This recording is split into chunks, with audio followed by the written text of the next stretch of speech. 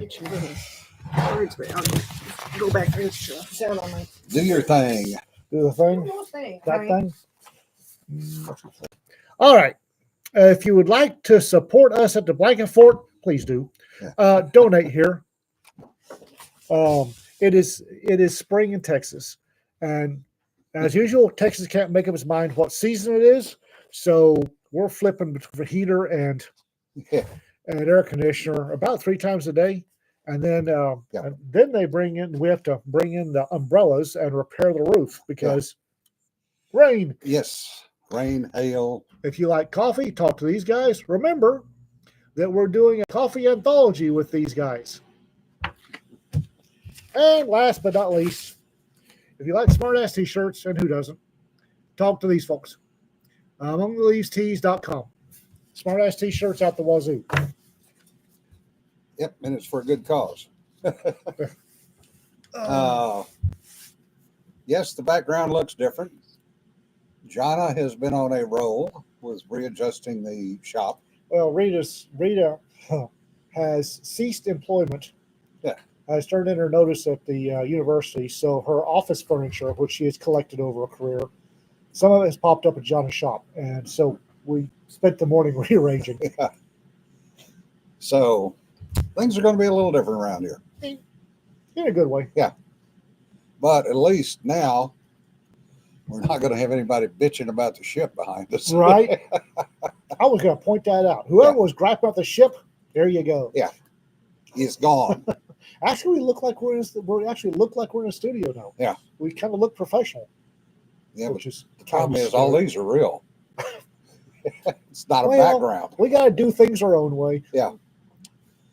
Speaking of doing things our own way, the LibertyCon schedule is out for various and sundry people. So for mine, I'm in another trailer park anthology roundup, which we both are. We both are. Interestingly enough, neither one of us is in that particular one. No. I mean, we were in the first one. We weren't in the second one or the 2.5 or the 3. Yeah. But yeah, what the hell? I like Hillbilly. I'll drink his booze. Yeah, I'll support him. I'm doing a reading Friday night. And then Saturday, Ian and I have Western versus science fiction is Weird Wild West, the best of both worlds. That's going to be interesting. That's going to be an interesting panel. That's going to be a good one. And then we're doing the usual self-publishing Saturday afternoon at 2 p.m. So we will see what we shall see out of that one. The self-publishing is generally, that's a Peter Grant thing. But if he can't make it, Jim will be ramrodding that one. And that one normally runs anywhere from 20 to 50 people, depending. Yeah. Well, we keep getting bigger and bigger audiences. Yeah. On mine, let me see here. LibertyCon. Nope, not that. Yes, that. James, I'm almost afraid to ask why you had to edit the review. Richard, we don't know. We'll see what the crowd brings. Let's see. On me, yeah, I'm going to LibertyCon, James. I wouldn't miss it. LibertyCon is my home con, even though the fact that it's 14 hours away, I no longer have a 14-hour butt. It's still my home con. Okay, I'm doing the trailer park thing on Friday with Jim. You piece of monkey snot. Try this again. Would you like me to bring it up on the big screen so you can see it? I'm good. Let's see here. Shrink. Okay. Yeah, bring it up on the big screen. I can't read this. Hang on a second. Bear with us. Technical difficulties. Difficult technicalities.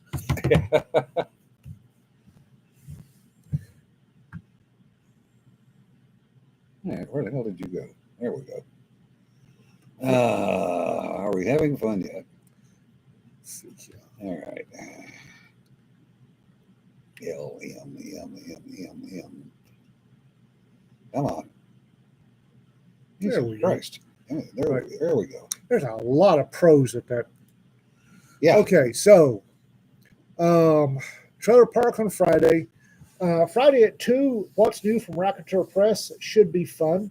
If you're allergic to flying ducks, you might not want to go there. If you're not, you're good. Friday at 3. Friday's going to be a busy day for me. Yeah. Friday at 3, writing cops into stories. Kelly Grayson, me, and Griffin Barber. And Jamie Ibsen will be there. So, duck. That's going to be fun. Oh, yes. Saturday with Jim on the Westerns versus Science Fiction and also the State of Self-Publishing. And then 8, 9, and 10, we're doing Author's Alley with Raconteur Booth.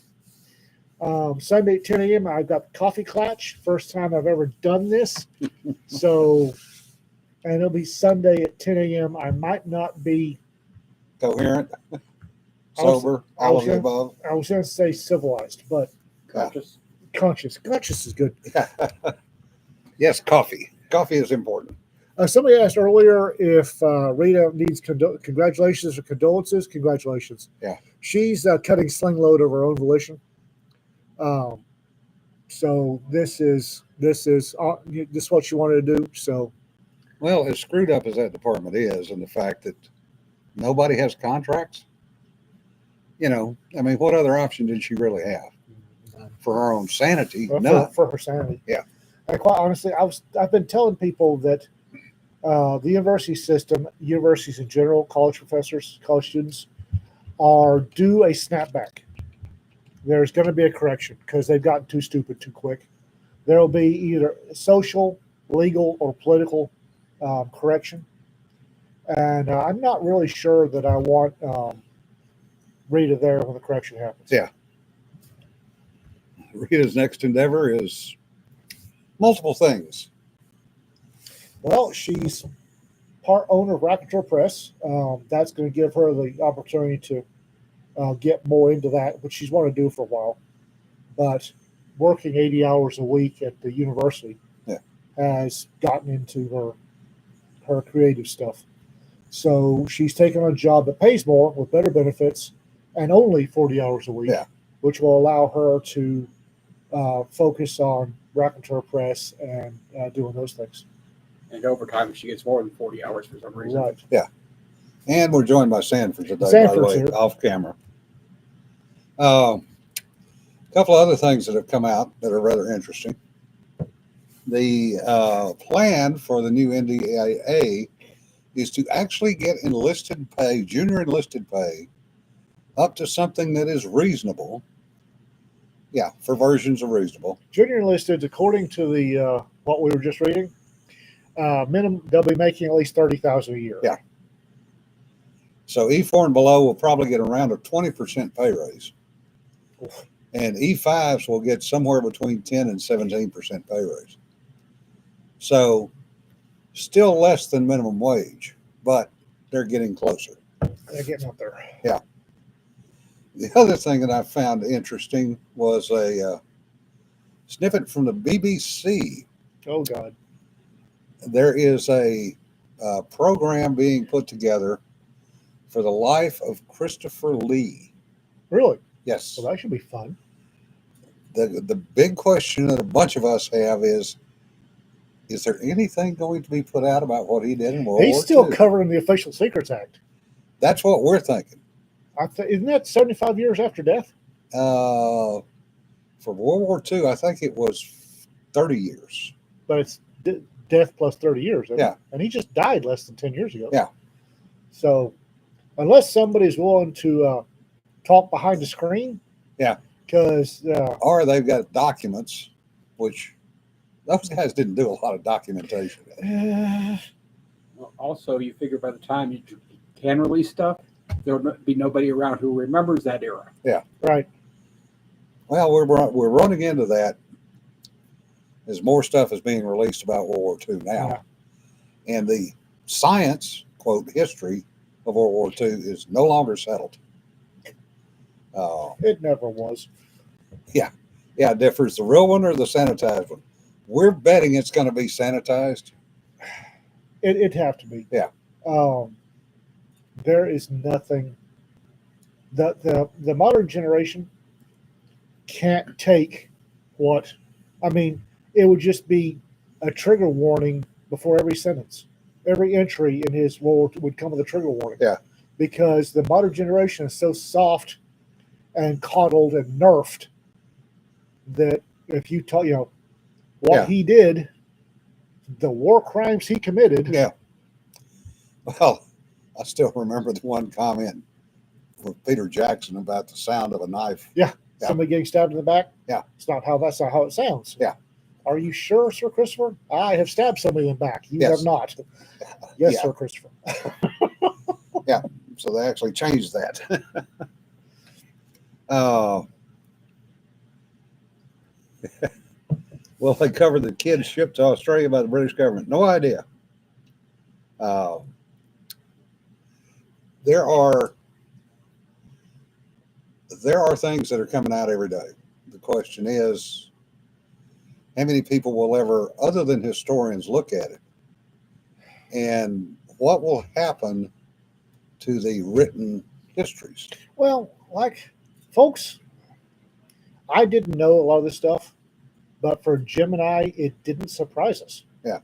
War is not sanitized. We've always had a sanitized version of World War II. Yeah. Where we were the good guys and they were the bad guys, which is overarching pretty much the truth. We were the good guys, they were the bad guys. Yeah. We did some war things. Yeah.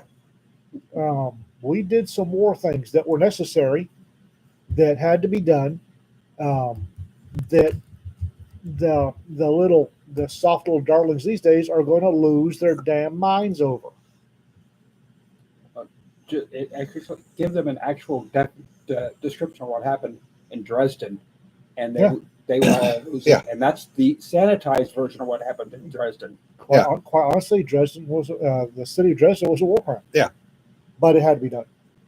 Yeah. It had to be done. So we turned it into a firestorm, and we burned how many civilians alive? Yeah. Yeah. It was war. Eugene Flucky, Lucky Who- Flucky. Lucky Flucky, who was the CO of the Barb, which got a train, which is a whole nother story. But he actually did as part of his job, once the war was over, he did a compendium of all submarine reports from World War II for the U.S. submarines. And that was published back in the early 50s, mid 50s. And it was very, very detailed. And it did not get stamped top secret, but it sure as hell got a limited production run because it was very blunt, very honest.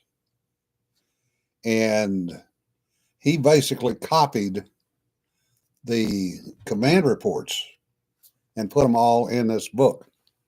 And you could go back and read it. And I had a copy and actually donated it years ago to Flucky Hall, not in Westpac. But COs that shot 6, 7, 8 torpedoes early in the war got no hits. Torpedoes were crap. Yeah, they were crap. Well, they ran too deep. Fuses were bad. Huh? Fuses were bad. No, they had two different sets of problems with fusing. One was magnetic fusing, which if the torpedo made an angle turn, it tended to explode early. Secondly, it was too sensitive, so it would explode early. The third problem was with the contact exploder. Rather than firing straight ahead like you would think a contact fuse would, it fired at 90 degrees. Oh, So if you hit dead 90 degrees, it tended to crush the firing pin I wouldn't fire it. and it wouldn't fire it. That's where they got the quote unquote dud hits from. But if they hit off angle, either within 30 degrees, the contact exploder tended to work because it wasn't getting crushed. And you know the real stupidity in this is the worst thing was they did not test fire live rounds prior to the war. because they had so few of them. Well, didn't the Navy Ordnance Department or whatever the hell Buord, yeah.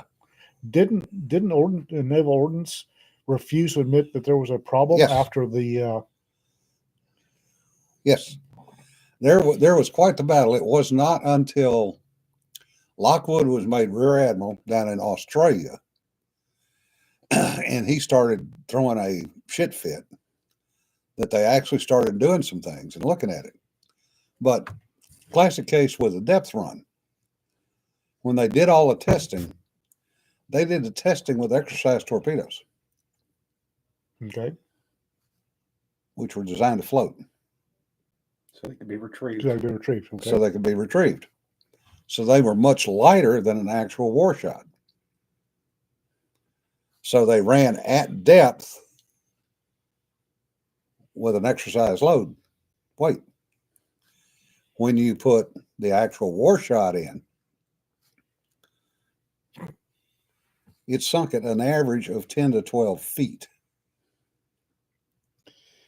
Which is enough Wow. to drop you from waterline to below the keel. Below the keel and a miss on everything, including a Japanese carrier.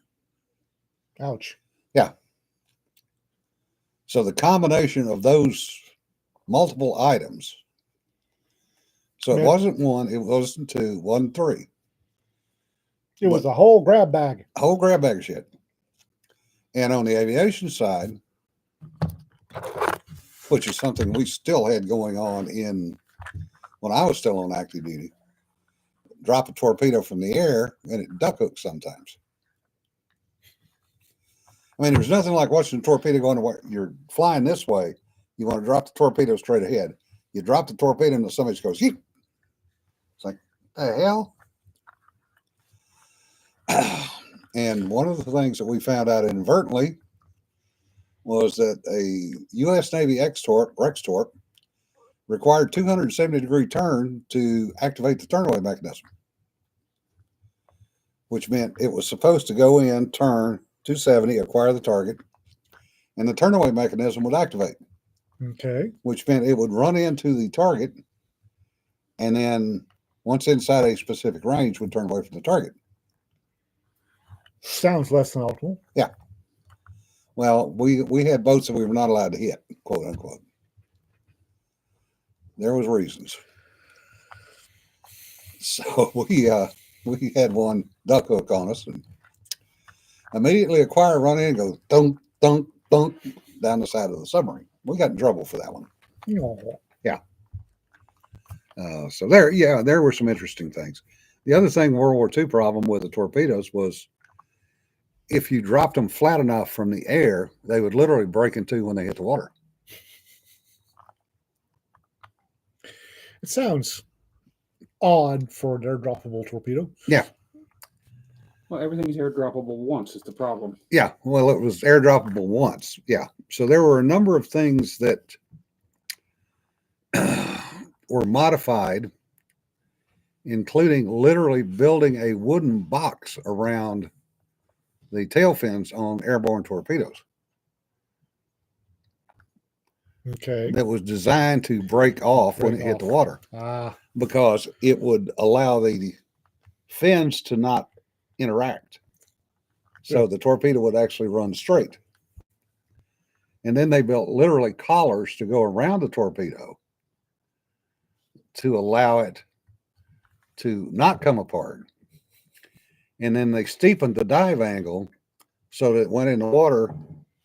They figured out later, optimal angle was 22 to 25 degrees. That's pretty steep. Yeah. All right. But that meant it would go in the water, go down to depth, and it wouldn't porpoise all the way back to the surface. So, yeah, Rick, the entire torpedo development community should have been court-martialed.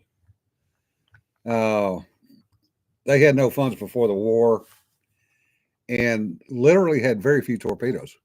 Well, the thing, Even with the torpedo factories, the only torpedo factory at the time was Alexandria, Virginia. They brought on Keyport, which started building torpedoes. Each site was supposed to be building 50 a day. And the best they ever did between them was 30 a day. So totally should have been building 100 a day, and they had They were building 30 a day. wolf. And to make it even better, 250 some odd, I think, were lost in Manila when the Japanese took Manila.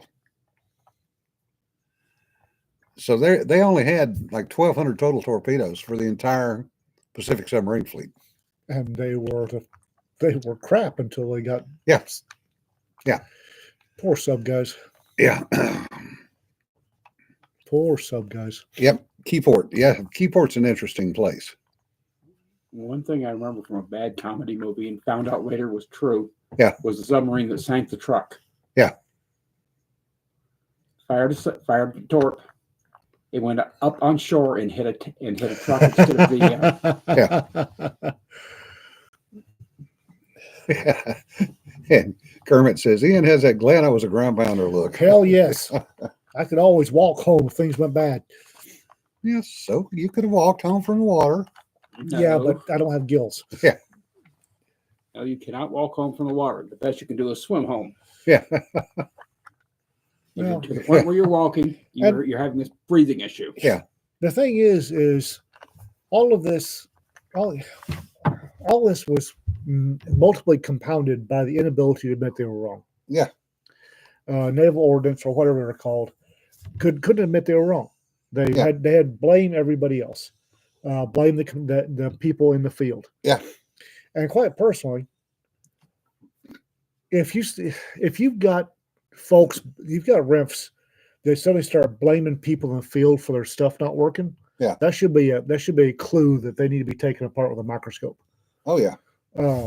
Yeah, Tom, the electrical arming switches at Midway. That's another one. Not going to get into that. That's Well, as long as we're talking about Navy admitting to mistakes. Yeah. Apparently, they've admitted to the mistake that they don't know they took the tiaras away from the sailors, and they're going to let them have tiaras again. You remember that, I'm sure, when they had tiaras. oh, boot camp. What kind did you wear? No comment. And it's not confined to the Navy guys. Yeah. The Sergeant York in the Army, the Yeah. Sergeant York system, which was this, I think, a division level air defense, and it was bloody awful. Yeah. It got to where they this thing was supposed to be the be all end all for division level air defense. And it got to where that they were having to hang radar reflectors on the drones for the thing to find them. Yeah. And if you get to that point, it's time to cut sling load. Well, it has always and still today comes down to money. Oh, yeah. I know that programs that I worked on, when we went in and briefed it at the 3-star level, the common refrain was, what do you want us to cut to put your program in place? And this included weapons. And that's why for the Navy, and I think it's even longer for the Army, Navy Marine Corps, for something to go from R&D to initial rate, low rate initial production is 12 to 15 years. To get into actual production is 20 years. And by that time, It's obsolete. Yeah. And when something is obsolete, it's in the field, it's been declared obsolete, it's supposed to be gone. Yeah. It's 20 years after it's no longer in the inventory. Yeah. And we're still repairing it. Oh yeah. Because It worked. well, there was no replacement available. And there was no replacement because it had not gotten through LRIP to get to full production. I had a piece of equipment I was working on, a piece of electronic equipment, and it was a test set for a nuclear missile.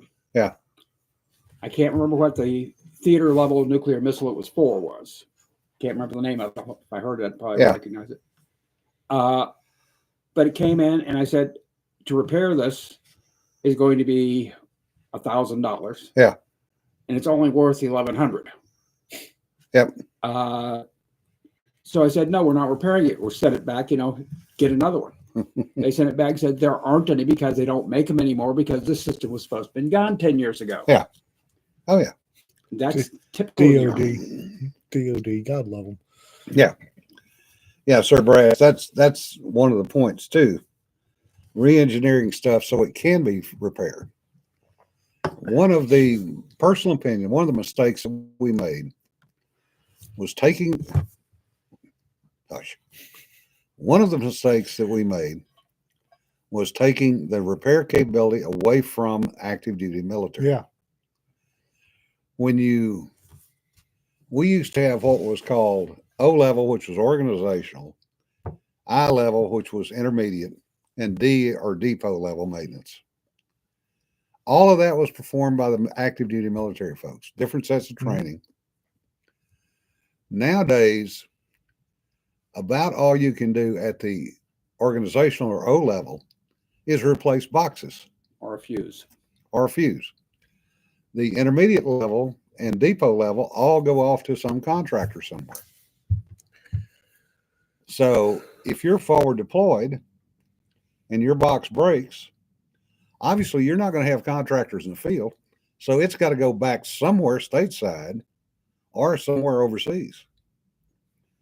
So now you've got a whole logistics tail there that adds time, money, and any number of other things to that replacement. Remember, we in the Army, I think we called it the -10 and -20 level maintenance. Yeah. Yeah, -10, -20, -30, -40, and maybe -50, but don't quote me on that. -10 was what you could do to your personal gear. -10 was on your M16. -20 was, I think, what you could do at your company / whatever your company equivalent level was. Your armor. Yeah, -30 was division level, I think. No, -30 was brigade level. Brigade. So -40 was division, Mhm. and -50 I think was corps Depot. depot. Okay, and Yeah. -50 was depot level rebuild, and that everything had the dash number, and the stuff, most of the stuff on the Bradley was from -10 to -30. I mean, there wasn't much on Bradley that we couldn't. I'm given to understand these days that's not the case. That everything's gone to -40, -50. Well, Michael's point. I love the story that got out about Sergeant York's acoustic aiming system. They kept aiming at the fan on the outhouse instead of the drone helicopters. Yeah. Acoustics is a different world, folks. I spent too many years dealing with that. I remember watching them hang a Mylar radar reflective balloon on a hovering helicopter because it wouldn't hit the helicopter that was just hovering there. Yeah. They had to hang a Mylar balloon on some of those great, huge radar reflective fins spinning on the top. Yeah. Yeah, Rick. And they still didn't want to kill it. When you were in, that was one of the transitional periods where some of the work was contracted out and some of it was kept in house. I'm just thinking, when I was in, the Sergeant York was the new system that was coming online that was going to fix all the problems with the ADA. Yeah. Yep. Yeah. Yep. I remember at the division shop doing the -30, -40 stuff on M16s and M60s and everything else. And we could do everything right up to cutting barrels if we needed to. Yeah. Well, one thing I remember quite well is you had your -10, your -20, which was all supposed to be done in the company. Mhm. -30 was supposed to go down to the maintenance company, which was for the brigade. Mhm. And 80% of the time, we did -40 in the company because if we sent it down to the maintenance battalion, we were never seeing it again. Right. Yeah. So you got the parts, and generally the maintenance company was happy to see us do that, and they were happy to sneak some parts to us, just because they didn't have time to do all that they were getting. And that's the thing of it. I went in as a small arms specialist, an armorer, an actual gunsmith, And the Dash 40 could probably have been done at company level. They just didn't have the tools. Well, it's always tools of training. Like I said, our biggest problem was parts. To do, well, hell, even depot level, the only thing if we could have got new barrels. Yeah. Our big problem was just parts because you cannot fix a sight that's busted. You have to replace it. And you can't get those at the company level. Right. But like I said, at least with the maintenance company that I was working with and the infantry company I was in, hey, I need a couple of front sights, 3 rear sights, and a new sear spring for an M16. Okay. If you don't, how many rifles are you sending us? 5. We'll get the parts. Yeah. Rick says, Ferry Morris tech who rebuilt the engine on the sub couldn't understand how our diesel still worked. Couldn't fit his thinnest thickness gauge between the roots bore lobes in the case. Should have been bound up tight, but it ran great. Yeah. Because roots blowers tend to expand under operation. And everybody forgets that. There are a lot of things that will work when they're hot. Yeah. Yeah. That are a bitch when they're cold. Oh, yeah. Equally, there are a lot of things that work fine when they're cold. Don't work worth a damn when they're hot. Yeah. Like a PBN-20 autopilot and a P3. I worked on a 5-digit M2 Browning for 2 weeks one time because the damn thing wouldn't work. It kept binding up and wouldn't feed until it got hot. Yeah. And I'd be working on it, and I'd get it hot, and the thing would run like a sewing machine. I'd send it back to the company, and they'd send it back to me, with a trouble ticket says it jams. And I just worked on something; it's just not jamming. Yeah. And then turned out that the go no go gauge that they were using was all sorts of fuck painted because apparently somebody had used it to clean his teeth or something. Yeah. And Doesn't surprise me. And you get environments too. Yeah. I had one piece of equipment that they sent me for repair because it was not coming anywhere near what it should. Yeah. I checked it out. It worked fine. Sent it back. There's no fault found. Yeah. Week later, it's back. No, it's not working. This goes back on for a month or two. Finally go to where they're at using it.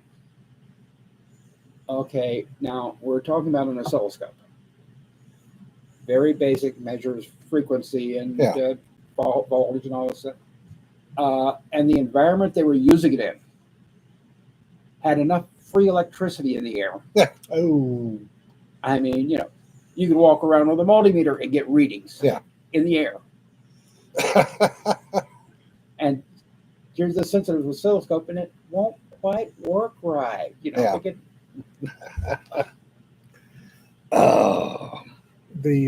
those of you who don't know, the M2 Browning, God bless John Moses Browning, used to be when you put it back together, had 2 sets of gauges, one for headspace and one for timing.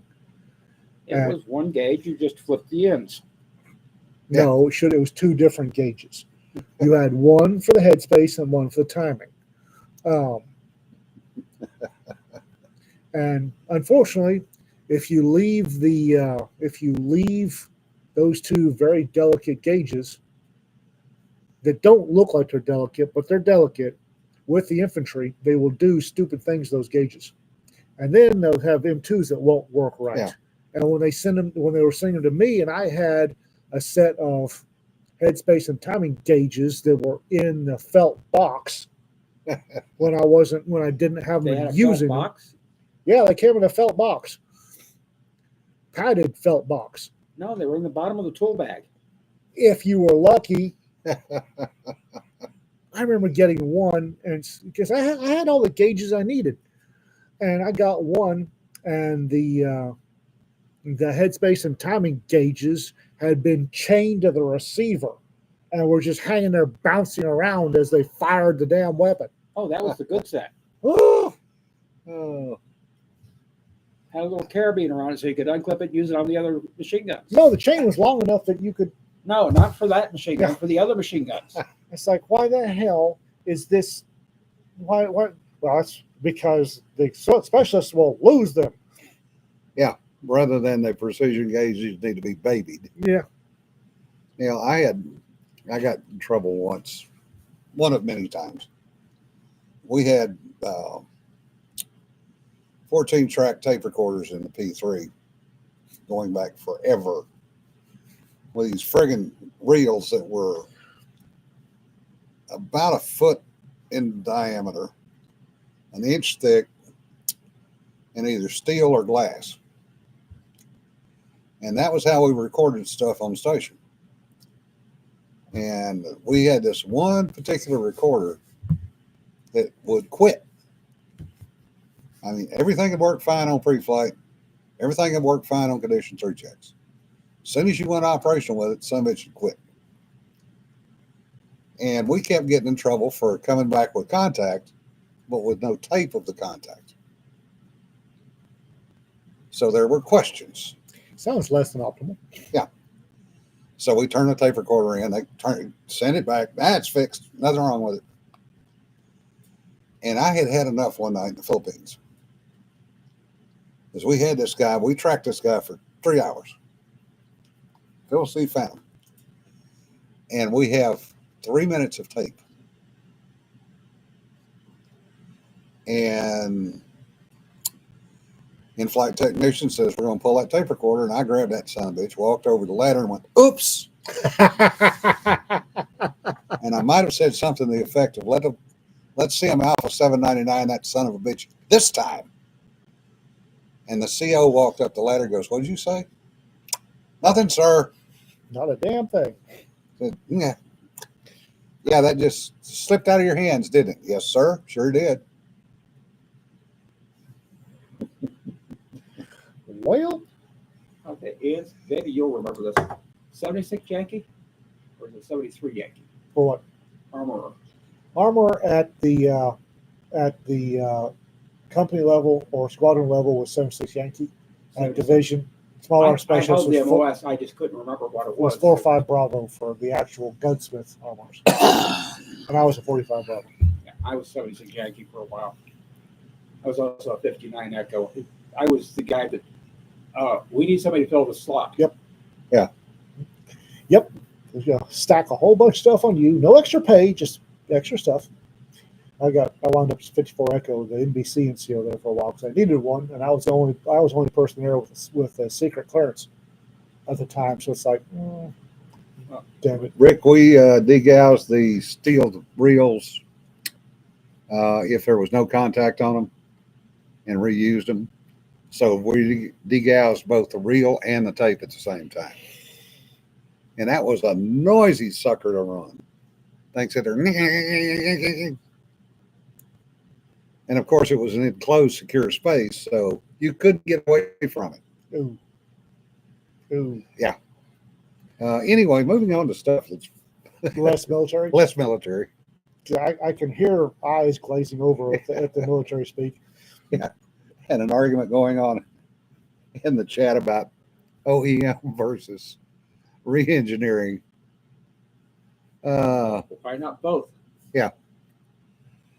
So things coming up. Goblin Market launches this Friday. The interior art and the ads are glorious. You're all going to love the adverts that are in. The minions have been running amok with the adverts, and the adverts are fantastic. Y'all are going to love these. Hang on. While he's looking, please, honest reviews, folks. It would be nice. The two that you want to get to 50 reviews, you want to get to 100 reviews. That's when Amazon starts actually pushing your books to other people. We are not, I say we, the average self-published author cannot afford advertising. It doesn't work well for most of us. And if we are willing to spend the money advertising, we don't make any money off the book. we are running an advertising thing on Facebook right now. John is up on that, but I'm not. I have never seen an ad for y'all. Or have No. I? Moggy Noir closes next Friday, so if you have Moggy Noir stories, you need to send them in. And on the 31st, Hooves and Sabers publishes. That's our second collaboration with a guest editor. That's James Young. I've got high hopes for that one. I really do. We're running adverts. We're just generally nut to butt with stuff to do.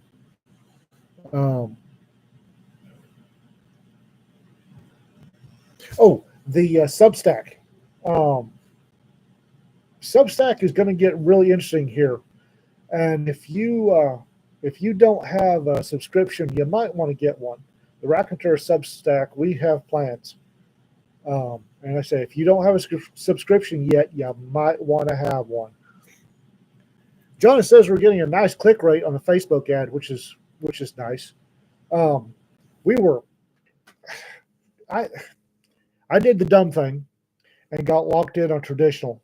So I was looking at the number of books sold and getting really nervous. Space Cowboys 5 looked good, but it didn't have a lot of the actual Dead Tree sales I was expecting.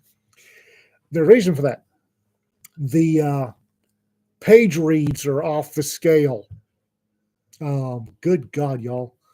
The interior art and the adverts. Yeah. Everybody is going through to the very last page to make sure they don't miss the interior art or the adverts.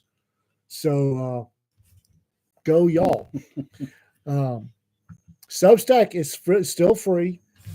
As far as I know, to the best of my knowledge, it always will be. There's an option for paying. And in the future, those that pay will probably start getting some sneak preview peeks at stuff. They might also pay for the privilege of pre-editing some stuff. Don't know yet. We're still hammering that out. Which I find it weird that people would pay for the privilege to pre-edit an eARC, but apparently that's a going thing. Oh yeah. And I'm not leaving money on the table. Well, Bane's been doing it for years. I know. That's Bane. I was laughing. Tom Claypool says, one aircraft I flew needs VCRs to record sensor video training for stupid people out of Ohio. Came back with $50,000 crash-rated recorders. Me and the sensor operators went to Circuit City. Yeah. There was a requirement. Circuit City and Fries. God bless them. There's a requirement in the Navy for any additional equipment to be in a 30G rack. Has to withstand 30 G's of impact. Okay. Airplane ain't good for 30 G's, neither are we. It's the squishy parts inside the aircraft aren't good at 30 G's either. So we had these specially built racks that were capable of 30 G impact. And then they tried to make us fill it with 30 G equipment, which did not exist. Oh, wow. Yeah. So what we would do is basically the same thing. Go down, buy a piece of equipment, put it in a 30G rack, say it's 30G certified, slam it in the airplane, go fly it. Didn't worry about it. Anyway. Yeah. And, the other thing, folks, we work hard to give you stuff to read. The issue is you can read a hell of a lot faster than we can write. Well, yes. I hate to say that because I read too. I've been trying to reorganize the old wetware. I've gotten into some bad habits, so I've been setting aside. I'm going to read for an hour a night. I haven't quite gotten there yet. I've stopped reading for pleasure, which is a bad thing. And you may have noticed I've been actually blog posting again. Yeah. Took a couple of days to breathe, but I've actually blog posting. And the trolls have come out of the woodwork. Good God. Yeah. Holy gods. But somebody was asking earlier about Space Cowboy 6 next year. We will have a Space Cowboy 6. Jim will be the guest editor on that one. I'm sorry, December. Lovely.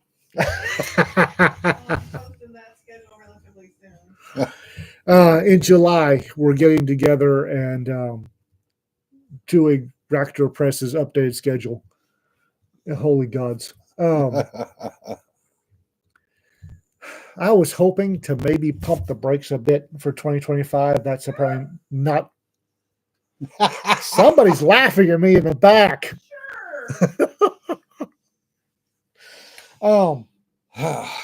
We need better trolls.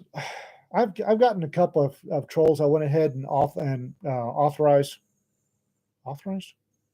approved on my blog. They're really kind of stuck the knife in.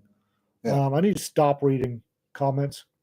The ones over on Instapundit, yeah, they're great for selling books. Yeah, they're great for pissing off Larry and selling books. So I don't mind the Instapundit ones. There are some folks who've been reading me for 18 years and know where to slip the knife in. And Jesus Christ, they're good at it. Yeah. All right, folks, I hate to say this, but we're going to have to end this one early today because we have a interview coming up here in a few minutes with Biz.TV. With Biz.TV with Fred Hughes. So we'll just say we'll be back on Thursday and tell you how that one went. So remember, don't sweat the petty stuff. Don't pet the sweaty stuff. Y'all be safe, okay? And thank you for watching us. We do appreciate it. And buying our books. Yeah. And we appreciate that even more. Yes. Yes, I would like to be able to pay my people or work a living wage sometime in the next calendar 10 years. Bye-bye, folks.